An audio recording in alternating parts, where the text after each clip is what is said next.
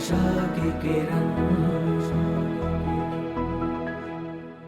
ભક્તો ક્યારેક ક્યારેક આપણા મનમાં વિચાર થાય કે ઠાકોરજીએ માણસને કેટલું બધું આપ્યું, કેટલું બધું આપ્યું, કેટલું બધું આપ્યું. માણસને જેટલું આપ્યું એટલું કોઈ નથી આપ્યું. એટલું પાડાને નથી આપ્યું, પણ ગાયને નથી આપ્યું. જય સ્વામિનારાયણ. ભેંસને નથી આપ્યું, કોઈને નથી આપ્યું એટલું માણસને આપ્યું. એક તો પ્રથમ માણસને જેટલી બુદ્ધિ આપી એટલી કોઈને બુદ્ધિ નથી આપી. અને માણસને માટે કેટલું બધું ઉપાર્જન કર્યું, કેટલું બધું ઉપાર્જન કર્યું.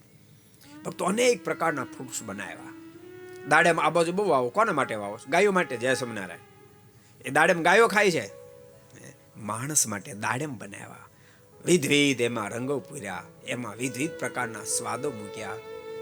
એપલ માણસ માટે બનાવ્યા, બનાના માણસ માટે બનાવ્યા. કેટલી ચીજો બનાવી, કેટલા પ્રકારની શાકભાજી બનાવી, અનાજ કેટલા પ્રકારનું માણસને માટે બનાવ્યું. અને પાછી બુદ્ધિ તો આપી હતી. સફરજન તો ખાય, એકલું સફરજન ન ખાય ને જ્યુસ કરીને ખાય. પાછો જ્યુસ કરીને અને સફરજનનું પાણી કાઢીને પીએ. બુદ્ધિ તો આપી છે ઠાકોરજીએ. એમાં ઠાકોરજીને વાંધો નથી. આખે આખું ખાઈ જાય તો વાંધો નથી, એનું પાણી કરીને તમે પીવો તોય વાંધો નથી, અને તમે જ્યુસ કરીને પીવો તો વાંધો નથી. તમ તારે પ્રેમથી સફરજન ખાઓ, દાડમ ખાઓ, કેળા ખાઓ, ઠાકોરજી રાજી જ છે. અનેક પ્રકારનું અન્ન બનાવ્યું, એને તમે પ્રેમથી ભોજન કરો.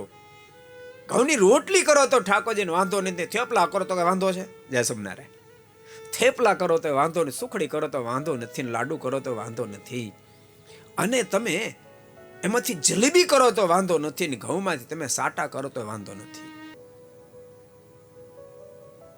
બોલતા ને આટલું બધું ઠાકોરજીએ માણસને માટે આપ્યું, અને તેમ છતાંય માણસ કુકડા કાપીને ખાઈ જાય, બકરા કાપીને ખાઈ જાય.